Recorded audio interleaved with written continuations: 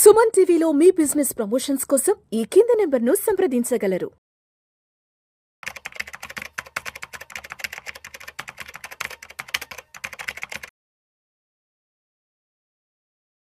Welcome to Vishnu talks. నేను విష్ణు. ప్రస్తుతం నాతో పాటు NIS and Crisil certified wealth manager Revanth Chalamala ఉన్నారు. వారితో మాట్లాడదాం. నమస్తే రేవంత్. నమస్తే అండి. రేవంత్, ఇవాళ మార్కెట్స్ వీకెండ్ ఎక్కడ క్లోజ్ అయిందో చూద్దాము. సెన్సెక్స్ విషయానికి వస్తే 588 పాయింట్ల పతనమై 79,212 వద్ద స్థిరపడింది. నిఫ్టీ విషయానికి వస్తే 207 పాయింట్లు పతనమై 24,039 వద్ద నిఫ్టీ క్లోజ్ అవ్వడం జరిగింది.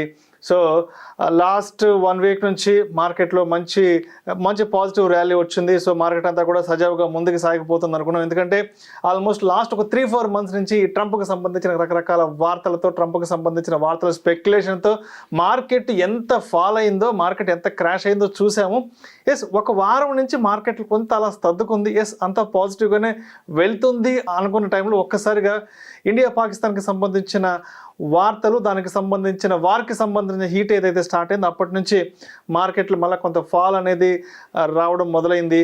సో ఏంటి, ఒకవేళ యుద్ధం కనుక కంప్లీట్గా స్టార్ట్ అయిపోతే మరి యుద్ధానికి సంబంధించిన ఇంపాక్ట్ అనేది ఇండియన్ స్టాక్ మార్కెట్స్ని ఏ విధంగా టచ్ చేసే అవకాశం ఉందంటారు? సో మార్కెట్స్ కంపారిటివ్లీ మనకి బెటర్గా పర్ఫామ్ చేశాయని చెప్తాను నేను. ఈరోజు కొంతవరకు రేట్లోనే క్లోజ్ అయి ఉండొచ్చు కాకపోతే మార్నింగ్ నుంచి కంపేర్ చేస్తే అసలు ఒక డీప్ కరెక్షన్ అయితే మార్కెట్లో చూసాం. 23,800 కంటే ఎక్కువ కూడా మార్కెట్ రంగులో కరెక్షన్ జరిగింది. అక్కడి నుంచి ఆల్మోస్ట్ మళ్ళీ నిఫ్టీ అంతా కూడా రీగెయిన్ అవ్వడం జరిగింది. కాకపోతే ఒక పెద్ద వాలటాలిటీ ఈరోజు ఓపెనింగ్ అంతా కొంత పాజిటివ్గా హోప్ క్రియేట్ చేసింది. యాక్చువల్గా దాదాపుగా మనకి ఈరోజు టాప్ నుంచి కిందక పడ్డదాంతో దాదాపు 500 పాయింట్లు పడింది. మళ్ళీ కొంచెం 300 పాయింట్ల రికవరీకి వచ్చింది.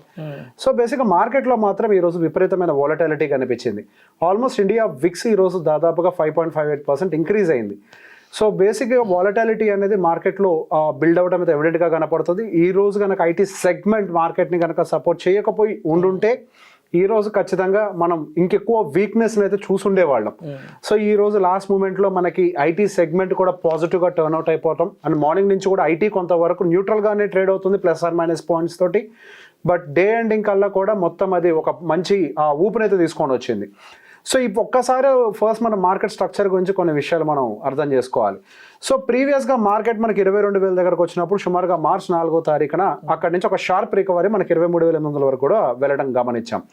సో బేసిక్గా అక్కడికి ఒక వి షేప్ రికవరీ వచ్చినప్పుడు మనం ఒక మాట క్లియర్గా అనుకున్నాం, మార్కెట్ వి షేప్ రికవరీ చేసే అవకాశాలు లేవు, డబ్ల్యూ షేప్ ప్యాటర్న్లో మాత్రమే మార్కెట్ పైకి వెళ్ళే అవకాశాలు ఉంటాయని అనుకున్నాము. సో కొంతమంది మన వ్యూవర్స్ ఆ డౌట్ని ఎక్స్ప్రెస్ చేశారు, డబ్ల్యూ ప్యాటర్న్ జరిగిందా మార్కెట్లో అని. సో ఇది ఒక నాలెడ్జ్ పర్పస్ తోటి ఈ విషయాన్ని షేర్ చేస్తున్నాను. మార్కెట్లో డబ్ల్యూ ఫార్మేషన్ అనేది ఏ విధంగా జరిగిందో క్లీన్గా ఇక్కడ మనకి స్క్రీన్ మీద అయితే కనపడుతుంది. కాకపోతే మార్కెట్ డబ్ల్యూ ప్యాటర్న్ ఫార్మేషన్ జరిగింది అని అర్థమయ్యే లోపలే 22,000 లెవెల్ నుంచి మళ్ళీ 24,000 లెవెల్ వరకు కూడా వెళ్ళిపోవడం జరిగింది. సో మార్కెట్ మనకి క్యాప్చర్ చేసే సమయాన్ని కూడా ఇవ్వదు, అంటే మనకు అర్థం కాకుండానే అది మూమెంట్ ఇచ్చేస్తూ ఉంటుంది. సో ఏదైతే డబుల్ బాటమ్ ఫార్మేషన్ జరిగిందో అక్కడి నుంచి పైకి వెళ్ళటం మన మార్కెట్ స్ట్రక్చర్ పాయింట్ ఆఫ్ వ్యూలో మాత్రం మంచి రికవరీ పాయింట్ ఆఫ్ వ్యూలో చూడొచ్చు. సో ఇప్పుడు మీరు చెప్పినట్టుగా టారిఫ్ టెన్షన్స్ తర్వాత అటు ప్రపంచ మార్కెట్లు అన్నీ కూడా కొంతవరకు ఊపిరిని పీల్చుకుంటున్నాయి. అండ్ ఈవెన్ మనకి ట్రంప్ గారు కూడా కొంతవరకు స్లో డౌన్ అయ్యే ప్రయత్నం చేస్తున్నారు. ఈవెన్ చైనా మీద కూడా, అంటే చైనా కొంతవరకు గట్టిగా ఉందేమో కానీ ట్రంప్ గారే కొద్దిగా స్లో డౌన్ అయ్యే ప్రయత్నం కూడా చేస్తున్నారు. సో ఆయన సైలెంట్గా ఉన్నంత వరకు మనకి ప్రపంచ మార్కెట్లో టారిఫ్ రిలేటెడ్ టెన్షన్స్ ఏమి అంత ఉండవు. అండ్ మనం ఇంతకు ముందు కూడా దాని గురించి అనుకున్నాం, టారిఫ్ అనేది ఇండియాకి ఫస్ట్ పెద్ద విషయం కాదు, ఆయన దాని మీద నిలబడే సిచ్యువేషన్ అయితే కాదు. టారిఫ్ అనేది ప్రపంచ దేశాలతో కంపేర్ చేస్తే యూఎస్ మార్కెట్ని ఎక్కువ ఇంపాక్ట్ చేస్తుంది అనే భయం వాళ్ళకు కూడా ఉంది కాబట్టి వాళ్ళు ఒక అడుగు వెనకాలకి వేయడానికి కూడా సిద్ధంగా ఉన్నారు. సో టారిఫ్ రిలేటెడ్ టెన్షన్స్ ఇక మీద మన మార్కెట్లో ఉండే అవకాశాలు లేవు. కాకపోతే మనకి ఇండియా పాకిస్తాన్ రిలేటెడ్ ఏదైతే పహల్గామ్ అటాక్ ఏదైతే జరిగిందో దానికి సంబంధించినటువంటి కొంత టెన్షన్ మార్కెట్లో ఉంది. కానీ ఈ రోజు మార్కెట్ ఫాల్కి దాన్ని మనం పెద్ద ఎత్తున ముడిపెట్టే అవకాశం అయితే లేదు. సో ఎప్పుడైతే మనకి 22,000 దగ్గర నుంచి 23,400, 300 దాకా అంత పెద్ద రికవరీ వచ్చిందో, 2,500 పాయింట్ల వరకు కూడా రికవరీ మనం చూసాం. సో అంత షార్ప్ రికవరీ వచ్చినప్పుడు కొంత ప్రాఫిట్ బుక్ చేయడం అనేది సహజంగా జరిగే ప్రక్రియే, అదేం కొత్త విషయం కాదు. దీన్ని ఒక నార్మల్ ప్రాఫిట్ బుకింగ్గానే చూడాలి. కానీ మనం పెద్ద ఎత్తున ఇక్కడ ఏదో ఫాల్ జరిగింది just because of India Pakistan war tensions అని అనటానికైతే లేదు. అది చాలా చిన్నది. అఫ్ కోర్స్ అది కూడా ఏంటి అని అంటే ఆద్యం పోసినట్టుగా కొద్దిగా యాడ్ అవుతుంది కానీ మనకి మేజర్గా సో ఎందుకు సో బేసిక్ ఇక్కడ అంటూ మనం డైరెక్ట్గా అటాక్ అని డైరెక్ట్ వార్లకి దిగము. ఏదైనా ఉంటే ట్రేడ్ వార్ అగైన్ ఈ సహజంగా ఇప్పుడు జరుగుతున్న కొన్ని యాక్షన్స్ లో కూడా ట్రేడ్ వార్ కూడా కనపడుతుంది క్లియర్ గా. ట్రేడ్ వార్ వాణిజ్యాన్ని కొంత దౌత్యపరమైన సంబంధాలు కూడా తెగదింపులు చేసుకుంటున్నారు అంతే. సో దాని వల్ల పెద్ద ఎత్తున దేశానికి వచ్చేటువంటి నష్టం అయితే పెద్ద ఎత్తున లేదు. అది ఒక రకంగా చెప్పాలంటే అది వాళ్ళకి జరిగే నష్టమే, మన దేశానికి అయితే పెద్ద ఎత్తున నష్టం అయితే లేదు. సో ఓవరాల్ గా చూస్తే మాత్రం మన ఇండియా పాయింట్ ఆఫ్ వ్యూలో మాత్రం ఇండియన్ స్టాక్ మార్కెట్స్ అనేవి రిజల్ట్స్ కొంత మిక్స్డ్గా రావటము ఇవన్నీ కూడా సో ఈ రోజు కొంత ప్రాఫిట్ బుకింగ్కి ట్రిగ్గర్ చేసాయి. సో ఈ వారం మొత్తం ఒకసారి మన ఇండియన్ స్టాక్ మార్కెట్ని కనుక గమనించినట్లయితే మనకి నిఫ్టీ అంటే మనం ఓన్లీ నిఫ్టీ విషయాన్ని గమనించినట్లయితే అప్రాక్సిమేట్గా నిఫ్టీ ఒక 1.5% ఎంతో ప్రాఫిట్లో క్లోజ్ అవడం గమనించాం ఈ వీక్ మొత్తం. ఈ వీక్ క్యాండిల్ కనుక గమనించినట్లయితే మన పైకి వెళ్ళింది కానీ ప్రాఫిట్ బుకింగ్ కూడా జరిగింది. మనం పోయిన వారం కరెక్ట్గా ఈ శుక్రవారం రోజు వీడియో చేసినప్పుడు మార్కెట్లో నెక్స్ట్ వారం ఎట్లుంటుందని మీరు అడిగినప్పుడు మనం ఆ పాయింట్లోనే మార్కెట్ పెద్ద ఎత్తున మూవ్స్ చేసే అవకాశాలు అయితే లేవు, కొంతవరకు కన్సాలిడేట్ అవుతుంది, పైకి వెళ్ళింది, ప్రాఫిట్ బుక్ అయింది. సో హార్డ్లీ మనకు 0.79% 187 పాయింట్స్ వీక్లీ గెయిన్స్ తీసుకొని కొంతవరకు మనకి పాజిటివ్ క్లోజింగ్ ఇచ్చింది.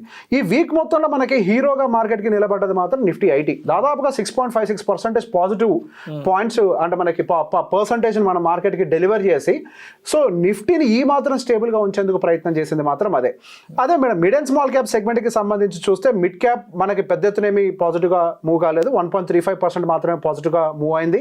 అదే స్మాల్ క్యాప్ పాయింట్ ఆఫ్ వ్యూలో మాత్రం మనకు అది కొంత నెగిటివ్లోనే ఉంది, 0.47% వరకు నెగిటివ్ క్లోజింగ్నే ఇచ్చింది అంటే మనం పోయిన వారంతో కంపేర్ చేస్తే.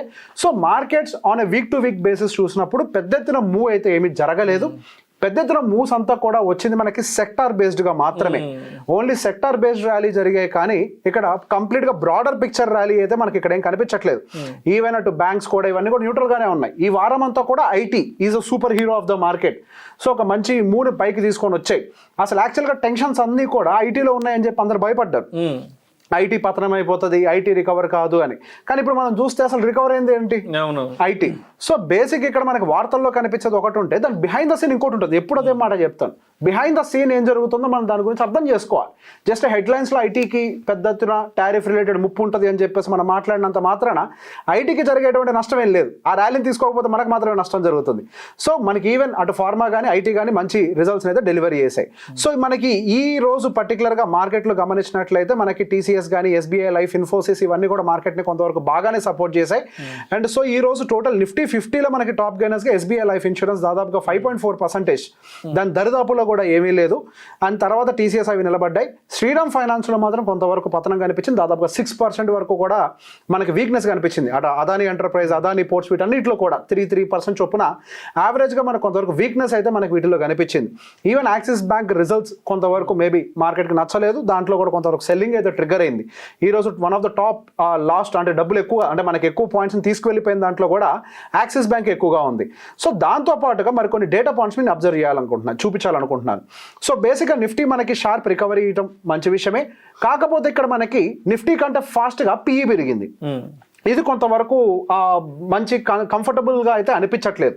పిఈ పెరుగుతుంది అని అంటే మనకు వచ్చేటువంటి రిజల్ట్స్ దీనికి పెద్దగా మ్యాచ్ అవ్వట్లేదు. అంటే సో రిజల్ట్స్కి కానీ ఇది పెరిగిన పెరుగుడికి కానీ పెద్ద ఎత్తున మ్యాచ్ లేదు. అండ్ దాంతోపాటుగా ప్రైస్ టు బుక్ కంపేర్ చేసినా కానీ ప్రైస్ టు బుక్లో కూడా పెద్ద ఎత్తున డీవియేషన్ వచ్చింది. సో బేసిక్ ఈ ప్రైస్ టు బుక్ వీటన్నింటిలో కూడా కొద్దిగా డీవియేషన్ ఎక్కువగా ఉండటము. సో ఇది పైకి ఇంకా ఎక్కువగా వెళ్తుందా అని అంటే నాకు అదే కొద్దిగా కంఫర్ట్ని అయితే చూపించట్లేదు. సో ఇక్కడ నుంచి ఫాస్ట్గా పైకి వెళ్ళడానికి ప్రాబబిలిటీ మళ్ళీ తక్కువగానే ఉన్నట్టుగా అయితే నాకు అనిపిస్తుంది. సో దాంతోపాటుగా మనం ఆప్షన్ చైన్ డేటాను కూడా కొద్దిగా అనలైజ్ చేస్తూ ఉంటాం, ఓఐ డేటా కూడా ఎలా ఉంటుంది అనేది. సో ఓఐ డేటా ప్రకారం చూసినప్పుడు 24,000 దగ్గర కొద్దిగా సపోర్ట్ ఉన్నట్టుగా కనపడుతుంది. ఈ 24,000 కనుక బ్రేక్ అయినట్లయితే మాత్రం కొంతవరకు ఆ బేర్స్ మళ్ళీ కంట్రోల్లోకి తీసుకుంటారు. మార్కెట్ కిందకి వెళ్ళకపోవచ్చు, కంట్రోల్లోకి తీసుకునే ప్రయత్నం మాత్రమే చేస్తారు. హయ్యర్ సైడ్ కూడా పొటెన్షియల్ అనేది కొంత తక్కువగా కనపడుతుంది, లోవర్ సైడ్ కన్సాలిడేషన్కి చాలా ఎక్కువ అవకాశాలు కనపడుతున్నాయి. సో దీంతో పాటుగా మనం ఒకసారి ఎఫ్ఐఐ డేటాస్, సో వీళ్ళ యొక్క బయింగ్ అనేది మార్కెట్లో ఒక ఇంపాక్ట్ని అయితే క్రియేట్ చేస్తుంది. సో మనకి నిన్న కంపేర్ చేస్తే ఈ రోజు మన డేటా అయితే ఇంకా రాలేదు, 24 ఏప్రిల్ వరకు మన దగ్గర డేటా ఉంది. దాదాపుగా 8,000 కోట్ల వరకు కూడా మంచి బయింగ్ అయితే చేశారు మార్కెట్లో. మేబీ డిఐఎస్ కొద్ది వరకు ప్రాఫిట్ బుకింగ్ చేస్తున్నారు కానీ గత వారం రోజుల నుంచి మనకి ఎఫ్ఐఎల్ మాత్రం ఓవరాల్గా మంచి బయింగ్ అయితే ఇస్తున్నారు. Even month on month data చూసినా కానీ మనకి ఓవరాల్గా DI and FII combined data ప్రకారం చూసినా మనకి ఒక మంచి బయింగ్ యాక్ట్ దాదాపు 12,000 కోట్ల వరకు కూడా మంచి బయింగ్ అయితే ఏప్రిల్ మంత్లో కనిపిస్తుంది. అంటే సర్ప్లస్ బయింగ్ అనేది మనకి మార్కెట్లో జరుగుతుంది. So going further maybe already వాళ్ళు కావాల్సినంత వరకు కూడా అమ్మేశారు. ఏవైతే ఫెయిర్ వాల్యుయేషన్స్లో ఉన్నాయో మేబీ అటు బ్యాంకింగ్ కానీ అండ్ ఇప్పుడు ఈ ఐటీ కూడా బాగానే కింద పడింది. సో మనం మొన్న గమనించినప్పుడు ఐటీ దాదాపుగా 3% 4% ర్యాలీ లేని మేబీ ఎఫ్ఐఐల ఫ్లో కూడా కొంతవరకు ఐటీ సెగ్మెంట్లోకి వచ్చి ఉండొచ్చు. సహజంగా అంత పెద్ద కంపెనీలు ఆ మూవ్మెంట్ ఇచ్చాయి అంటే డెఫినెట్గా పెద్ద వాళ్ళ చేతులు అందరూ ఉండాలి. సో ఇదంతా గమనిస్తున్నప్పుడు కొంతవరకు ఐటీ సెగ్మెంట్ కూడా స్టెబిలిటీని అయితే మార్కెట్లో చూపించే అవకాశాలు గోయింగ్ ఫర్దర్ కనపడుతున్నాయి. సో మార్కెట్లో consolidation is again highly anticipated. ఇప్పుడు వచ్చినంత షార్ప్ మూవ్ వచ్చింది కదా అని చెప్పేసి అలానే 26,000 27,000 పోద్దంటానికి లేదు. ఇంకా రిజల్ట్స్ రావాలి. రిజల్ట్స్ మిక్స్డ్గానే వస్తున్నాయి. అండ్ దాంతో పాటుగా ఈవెన్ మనకు వస్తున్నటువంటి రీసెర్చ్ రిపోర్ట్స్ ప్రకారం because of all this tariff related tensions GDP మీద ఒక 0.2 0.3% ఇంపాక్ట్ ఉంటుంది. అది మనం యాంటిసిపేట్ చేసాం. అది ఉంటుంది అని చెప్పి న్యూస్ వచ్చింది. బట్ దానికి మన మార్కెట్స్ రియాక్ట్ అవ్వవు. ఎందుకంటే ఆల్రెడీ మార్కెట్కి తెలుసు ఈ మాత్రం 0.2 0.3 ఇంపాక్ట్ అనేది మన ఇండియన్ జీడిపి మీద ఉంటుంది అని చెప్పేసి దాన్ని కూడా మార్కెట్ పట్టించుకున్న పరిస్థితులు అయితే లేదు. కానీ నెంబర్స్ పాయింట్ ఆఫ్ వ్యూని మాత్రం కీన్గా మార్కెట్ అయితే అబ్జర్వ్ చేస్తుంది. సో ఈ నెంబర్స్ గోయింగ్ ఫర్దర్ ఏవైతే వస్తాయో ఈ రోజు రిలయన్స్కి సంబంధించిన నెంబర్స్ కూడా రాబోతున్నాయి. ఆయిల్ అండ్ కెమికల్ రిలేటెడ్ కొద్ది వరకు ఏదైనా ప్రెషర్ ఉండే అవకాశం ఉంటుందన్న విషయం తెలుస్తుంది. ఇంకా రిజల్ట్స్ అయితే రాలేదు బట్ ఆ కామెంటరీస్ వినపడుతున్నాయి. కాకపోతే వాళ్ళు జియో రిలేటెడ్ టారిఫ్లు పెంచారు కాబట్టి ఏవైతే టారిఫ్లు పెంచారో ఓవరాల్ రిలయన్స్ రెవెన్యూని అయితే కొంతవరకు ప్రొటెక్ట్ చేస్తుందేమో ఆ టారిఫ్ పెరగటం వల్ల అనేది అయితే ఒకటి కనపడుతుంది. సో అయితే ఇప్పుడు ఈ యుద్ధ భయాల వల్ల బాగా దెబ్బతినే సెక్టర్స్ ఏముంటాయి అండ్ యుద్ధంలో నుంచి కూడా కొంత బెనిఫిట్ అయ్యే సెక్టర్స్ ఏమైనా ఉంటాయి అంటారు? అంటే కంప్లీట్గా ఇప్పుడు ఫుల్ ఫ్లెడ్జ్డ్గా యుద్ధం కనుక కొంత కంటిన్యూ అయ్యి ముందుకెళ్తే మాత్రం పలానా సెక్టర్స్ బాగా దెబ్బతింటాయి అండ్ యుద్ధం వల్ల పలానా సెక్టర్స్ ఏదైనా బెనిఫిట్ అయ్యే అవకాశం ఉంది, అలాంటి ఛాన్సెస్ ఏమైనా ఉన్నాయంటారా? సో బేసిక్గా యుద్ధం అంటూ జరిగితే ప్రతి సెక్టర్ ఇబ్బందుల్లోకి వెళ్తుందండి. సహజంగా మనకి ఫుల్ ఫ్లెడ్జ్డ్ వార్ అనేది జరగడానికి అవకాశాలు ఉండవు. కానీ ఒకవేళ జరిగింది అని అంటే సహజంగా ప్రభుత్వం స్పెండింగ్ అంతా కూడా ఏవైతే వాళ్ళు కేటాయిస్తున్నారో వాటిన్నిటికి ఆపేసి యుద్ధం మీద కేటాయించే ప్రయత్నం చేస్తారు. అటువంటి పరిస్థితులు ఉంటే ఆ సెక్టర్ ఈ సెక్టర్ ఏమీ లేదు, ప్రతి సెక్టారు పతనానికి గురవ్వాల్సిందే. మేబీ డిఫెన్స్ సెగ్మెంట్ ఏమన్నా ఉంటే కొద్ది వరకు ఆ మ్యానుఫ్యాక్చరింగ్ యూనిట్స్ అవి ఏమైనా కొద్దిగా బెనిఫిట్ అవుతాయేమో. కానీ అంతకు మించి పరోక్షంగా చూస్తే అంటే మనం ప్రత్యక్షంగా పరోక్షంగా చూసినా ఎటు చూసినా కానీ మిగతా సెగ్మెంట్స్ అన్ని వీకెన్ అయిపోతాయి. సో ఇప్పుడు జరుగుతున్నటువంటి పరిస్థితుల వల్ల నష్టం మన ఇండియన్ ఎకానమీ మీద ఉంటుందా అని అంటే మన ఇండియన్ ఎకానమీ పెద్ద ఎత్తున ఎటువంటి ప్రాబ్లం ఉండే అవకాశాలు లేవు. ఓవరాల్గా ఉంటే ఏదో 4,500 కోట్లు ఏదో మనం కొంతవరకు ఆ ట్రేడ్ రిలేషన్ ఏదో ఉన్నట్టుంది. అది పెద్ద ఎత్తున మనకి భారతదేశం మీద ఇంపాక్ట్ చూపించే అవకాశాలు అయితే కనిపించట్లేదు. సో దానికి సంబంధించి కొంతవరకు ఏదైతే ఫియర్ జరుగుతుందో అంటే యుద్ధం జరుగుతుందన్న భయంతో మేబీ ఇదంతా ఒకవేళ నిజంగా యుద్ధం జరుగుతుందన్న భయం కనుక మార్కెట్ పెద్ద ఎత్తున ఉండుంటే గోల్డ్ స్టేబుల్ గానే ఉంది. గోల్డ్ పెద్ద రియాక్షన్ ఏం లేదు. గోల్డ్ రియాక్షన్ అనేది స్టేబుల్ గా ఉంది కాబట్టి సో యుద్ధ వాతావరణం అనేది ఎస్కలేట్ కాదు. ఇదంటూ ఏదైనా ఉంటే ట్రేడ్ వార్ రిలేటెడ్ గా ఎస్కలేట్ అవ్వచ్చు, లేదా ఇంతకుముందు ఏదైనా సర్జికల్ స్ట్రైక్ చేశారు కదా అటువంటిది ఏమైనా చేస్తారని ఒక ఊహాగానాలు ఉండొచ్చేమో. కానీ డైరెక్ట్ గా యుద్ధం చేసే అవకాశాలు అయితే మార్కెట్లో అయితే కనిపించట్లేదు. ఇఫ్ అది ఉంటే గోల్డ్ ఇమీడియట్ గా రియాక్ట్ అయ్యి ఉండేది. గోల్డ్ రియాక్షన్స్ కనపడట్లేదు. సో గోయింగ్ ఫర్దర్ ఇదంతా కూడా ఒక టైంకి సబ్సైడ్ అవుతుంది. ఏది మార్కెట్ ఫ్లో, మార్కెట్ దాన్ని పెద్దగా తీసుకోదు. సో ఇక్కడ నెక్స్ట్ ఇంకొక పాయింట్ కూడా చూడాలి. డెఫినెట్గా యుద్ధం జరిగితే మార్కెట్ డౌన్ సైడ్ రియాక్ట్ అవ్వచ్చేమో నిజంగానే. కాకపోతే ఇది మార్కెట్ అని ఒక పాయింట్ని తీసి పక్కకు పెడితే ఇక్కడ మనమే జరిగిన దానికి సంబంధించి ఎటువంటి యాక్షన్స్ తీసుకున్నా కానీ డెఫినెట్గా మనం యాక్సెప్ట్ చేయాల్సిన సిచ్యువేషనే. అది మార్కెట్ కింద పడుతుందా దట్ డజంట్ మ్యాటర్.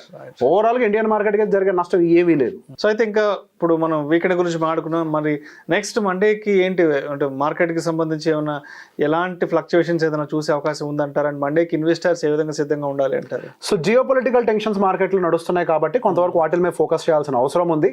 సో ఒకవైపు ట్రంప్ సైడ్ నుంచి కొద్దిగా పాజిటివ్ న్యూస్లు వచ్చే అవకాశాలు కూడా ఉన్నాయి. అదేవిధంగా మన భారతదేశం సైడ్ నుంచి కూడా ఈ జియో పొలిటికల్ టెన్షన్ ఇంకొద్దిగా ఎస్కలేట్ అయ్యే అవకాశాలు కూడా ఉన్నాయి. మీరు గమనిస్తే సహజంగా ఏ జియో పొలిటికల్ టెన్షన్ అయినా కానీ వీకెండ్ ఎక్కువ ఎస్కలేట్ అవుతూ ఉంటుంది. అదేదో ముహూర్తం పెట్టుకున్నట్టుగా జరుగుతూ ఉంటాయి. సో అటువంటి ఎస్కలేషన్ ఏమైనా జరిగితే కొంచెం నెగిటివ్ గా రియాక్ట్ అయ్యే అవకాశాలు ఉన్నాయి. కానీ ఇన్ కేస్ ఏది జరగలేదు, అంత కామన్ గా అంటే కామ్ గానే ఉంది, ఏ న్యూస్ రాలే పాజిటివ్ లేదు, ఏ న్యూస్ నెగిటివ్ గా లేదు అని అన్నా కానీ మార్కెట్లు కొంతవరకు ఇక్కడ నుంచి అగైన్ కన్సాలిడేట్ అవ్వడానికి ప్రాబబిలిటీ ఎక్కువగా ఉంది.